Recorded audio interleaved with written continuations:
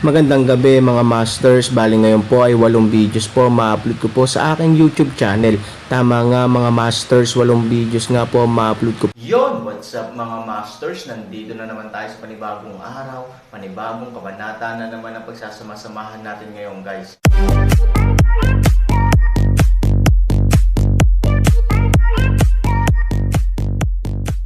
Bali mga masters, kung bago ka pa lang po sa aking YouTube channel, please click the subscribe button, lalong-lalo na po yung notification bell guys, para maging connected pa rin tayo sa isa't isa at maging updated kayo sa mga susunod ko pang video. Bali mga masters, bago natin umpisahan ng kwento ay mag-shoutout po muna tayo para sa mga solid nating tagapakinig. Shoutout kay Thomas Molinos, shoutout kay Ika Pabilio. Yun na nga mga masters, no? Bali hindi na ito patagalin. In 3, 2, 1, let's go!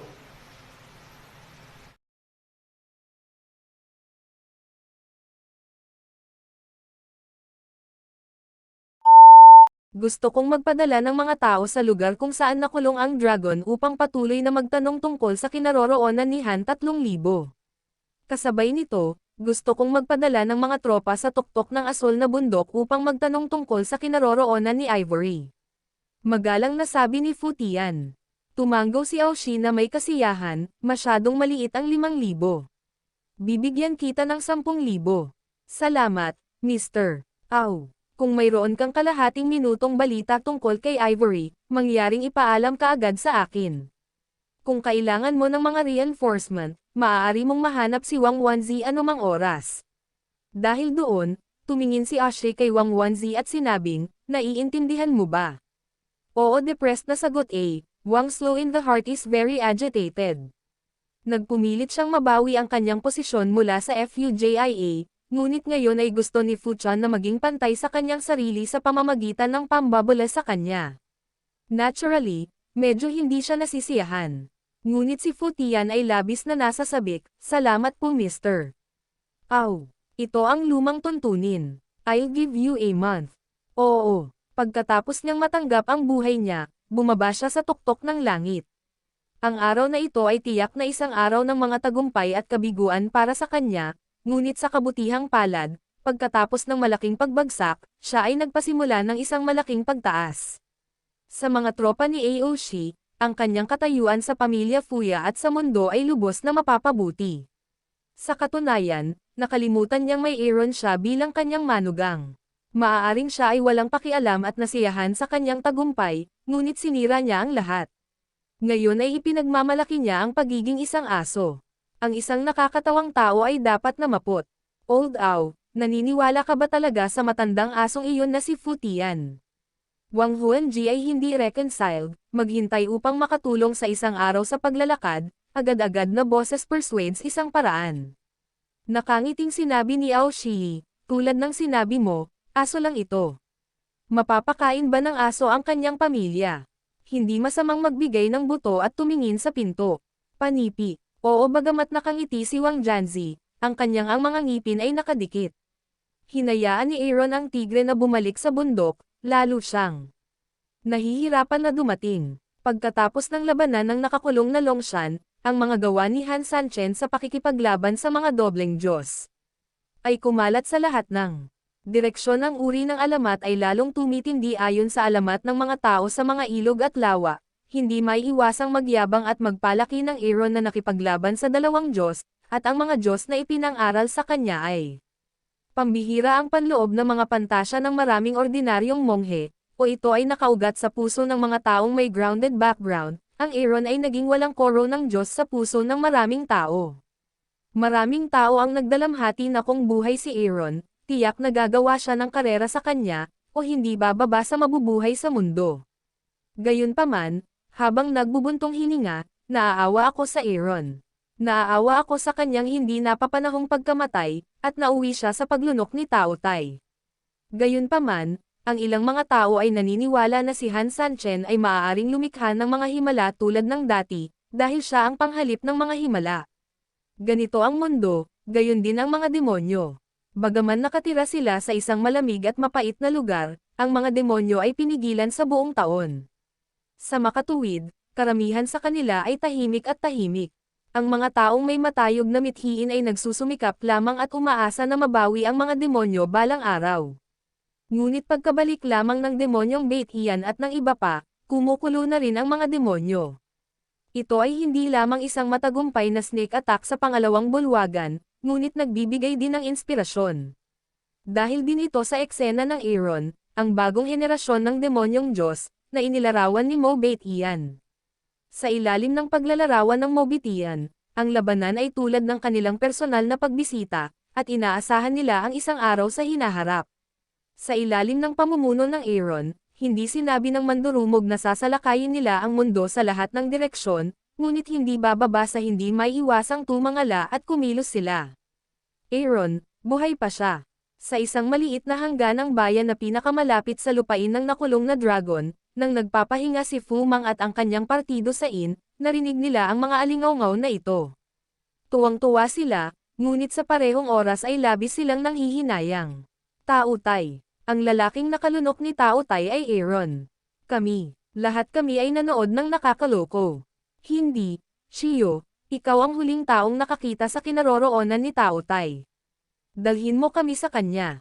Kahit na makipag-away ito kay Tao Tai, kailangan kong hilingin sa kanya na iluwa ang Aaron. Si Fu Mang, na nasa sabik, ay nagmamadaling lumabas upang hanapin ang Aaron kung hindi siya hinayla ng maraming tao. Fu Mang, huminahon ka. Kahit na mahanap mo si Tao Tai, ikaw ba ang kanyang kalaban? Bukod dito, ang malawak na dagat ng mga tao, kung paano hanapin ang tanging matako ang mundo ay puno ng karunungan. Ano ang gagawin natin? Panoorin siyang mamatay. Panipi, gusto kong pumunta ulit sa inaantok na Fairy Valley. Kung gusto mong pumunta, mas mabuting hindi ka na lang masyadong impulsive. Ang mundo ay puno ng karunungan. Nagngangalit si Fu Mang at tumingin kay Bai Xiaosheng. Sa wakas, tumanggo siya ng mariin. Sa oras na ito, ang Aaron ay nasa kawalan, ang kanyang katawan ay umaagos na, ang kanyang mukha ay solemna, at siya ay nakaupo sa entablado na parang isang matandang monghe, kalmado at walang katulad.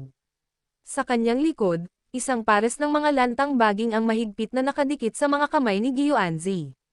Sa oras na ito, tinitingnan ang streamer sa Aaron, kaagad niyang sinabi na, "Around, naging apoy ka." Nang marinig ito, huminto ang 3,000 ni Han upang huminga, naging isa, at unti-unting binuksan ang kanyang mga mata. Ang mahusay na impormasyon, pati na rin ang malakas na enerhiya sa likod, ay pumasok lahat sa katawan ni Aaron. Sa oras na ito, comfortable lang ang pakiramdam ng Aaron. Habang ang banal na liwanag ay dumarating sa katawan, at habang ang mainit na araw ay sumisikat sa katawan, ang buong tao ay puno ng malakas na pakiramdam ng lakas. Ang dugo at mga kalamnan ng katawan ay sabik na subukan dahil sila ay masyadong malakas. Master, tuwang-tuwa si Han Sanchen kaya napalingon siya, ngunit tumigas ang ngiti sa kanyang mukha. Ang mga kamay ni Gyuanzi ay hindi lamang naging lantang mga baging, kundi pati na rin ang kanyang mukha ay sobrang pangit. Kung noon ay mayabang at masigla pa siya, sa panahong ito, para na siyang matanda sa mundo. Haggard ang mukha niya at kulubot ang balat. Master, ikaw ito. Agad na tumingin si Aaron kay Gyuanzi na may malaking pagkakasala. Alam niya na ang Gyuanzi ay dapat may direktang kaugnayan sa kanyang sarili. Ito ay maaaring sanhi ng pagpapasa ni Gyuanzi ng kasanayan sa kanyang sarili. Walang problema, lahat ng kakayahan ko ay naipasa sa iyo sa buong buhay ko. Natural, ang Nomenan ay lante na parang damo at nabubulok na parang kahoy. Si Gyuanzi ay ngumiti ng walang pakialam, na parang wala siyang pakialam sa kanila. Maaari ko bang ibalik ang aking mga kakayahan? Sa katunayan, marami akong naabsorb na kaguluhan, kaya hindi ako kulang sa aura. Nagmamadali ang Aaron. Bukod dito, para sa Aaron, kahit na siya ay maikli, hindi siya kailanman hihingi sa iba para sa paglilinang sa ganitong paraan. Daan-daang libong taon na ang nakalilipas, dapat ay nahulog na ako. Ang aking mga kamay ay naging kadena, at ang aking dugo ay naging isang oasis. Nakipaglaban ako sa Magic Dragon na nakulong sa Dragon Mountain. Ngayon, ang Magic Dragon ay tinanggal, at ang aking misyon ay natural na matatapos, kahit na hindi ito maipasa sa iyo, ang aking mga kakayahan ay dahan daw ang mawawala sa dugo ng Diyos at dahan daw ang kakalat sa lupaing ito. Mapait na tumawa si Gyuanzi. Minsan ang mutual restraint ay nangangahulugan ng mutual birth. Sa nakalipas na ilang daang libong taon, ang dugo ng Magic Dragon at siya ay kapwa nagpapatibay dahil lamang sa pagpigil sa isa't isa. Kung walang kahulugan ng pakikipaglaban sa dugo ng Magic Dragon, ang oasis na nilikha ng dugo ng Diyos ay natural na walang halaga ng pag-iral. Mas mabuti pang ibigay ito kaysa sayangin sa langit at lupa. At least you are my apprentice. You have the fate of heaven and earth, and my spirit is released because of you, so you don't have to care about Aaron. Ngumiti si Gyoanzi at tinapik ang isang kamay ni Aaron sa balikat para aliwin siya. May gustong sabihin si Aaron, ngunit nang makita ang mga mata ni Gyoanzi, sa wakas ay hinaranggan niya ang mga salitang ito sa kanyang lalamunan. Ngayon, subukan ang apoy, ano sa palagay mo? Oo, pero paano ko susubukan? Ang lahat sa paligid nito ay walang iba kundi walang laman na espasyo, walang reference na maihahambing. Simple. Akala mo ito ay isang kangjo. Han Sanchen na tumango, bahagyang ipinikit ang kanyang mga mata, at biglang binago ang estilo ng pagpipinta sa berdeng bundok, berdeng puno, berdeng damo at bughaw na kalangitan, na para bang nasa berdeng mundo. Bahagyang tumango si Aaron, tumugon kay Gyoanzi, at pagkatapos ay pinakipot ang kanyang mga kamay. Ang apoy ng lupa ay sumusunod sa akin, ang apoy ng industriya ay kumalat sa kalangitan. Sumama. Sa malamig na inumin ni Hansani, nahulog siya sa isang patay na katahimikan. Anong problema, hindi ka ba natuto? Tumingin si Mo Yang sa paligid at nagtanong sa boses. Ngunit sa sumunod na segundo, isang di kalayuan na boom lang ang narinig. Sa maikling panahon, ang berdeng lupain ay naging pulang pinaso na lupa, at ang hindi mabilang na mga tinunaw na slurries at apoy ay direktang nagmula sa lupa. Sa maikling panahon, ang lahat ay nalanta at nahulog sa dagat ng apoy. Napatingin ang Diyos ko daw 12 sa dagat ng apoy sa harapan niya. Napahawak siya sa ulo niya at naramdaman niyang namamanhid ang anit niya. Sandali lang, dagat ng apoy ang 10 ektaryang berdeng kagubatan sa harap namin. Hindi naman, masyado nang sirain ang langit at ang lupa. Damn it, Mo Yang is also speechless.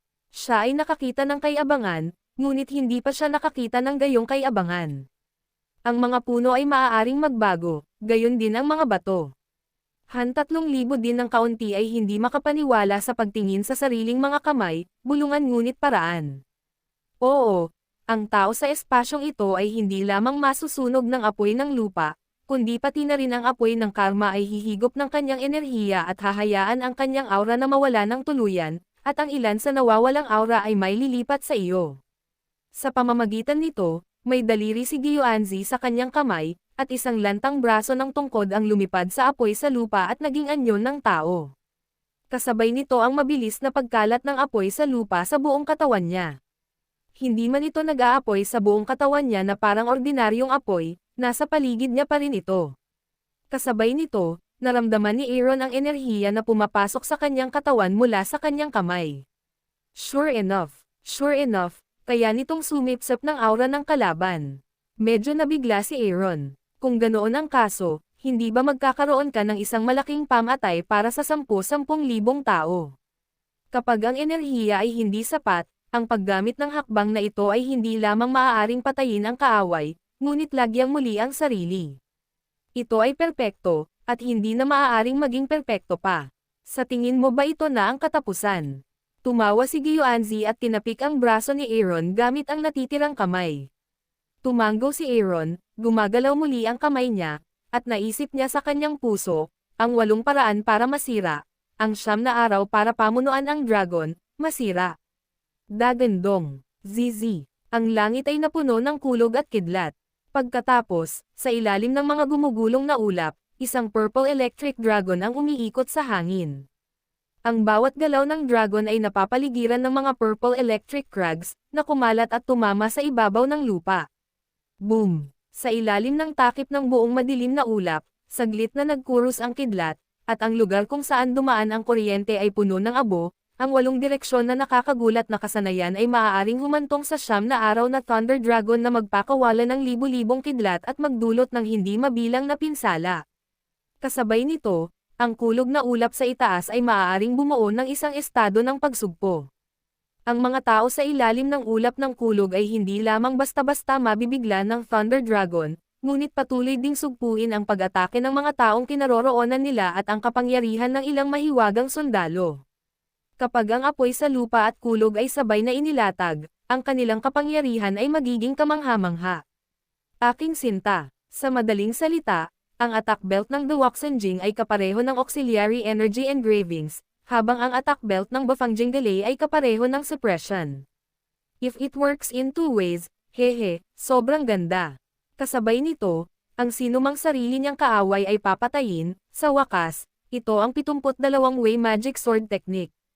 Ito ang performance ng base ng ating mga ninuno na Disha 72 star. Bawat galaw ay tumutugma sa katumbas na Disha star, kaya't ang galaw ay pabago-bago at mahusay sa pag-atake at pagdepensa. Bagamat ikaw ay palakol, ang mga espada at palakol ay may pagkakatulad, ipapasa ko ito sa iyo, sana ay matulungan kita, nakangiting sabi ni Gyoanzi. Oo nga pala, may nakalimutan ka, nakangiting sabi ni Gyoanzi. Hawak ang kamay ni Aaron, boom, zizi, dalawang malakas na ingay, ang apoy ay nag-aapoy ng matindi, at ang kulay ube na kulog sa kalangitan ay mas nagniningning. Paano yun? Nagulat si Aaron. Yun na nga mga masters, no? Bali panibagong kabanata na naman yung natapos natin ngayong gabi. Muli, maraming salamat po.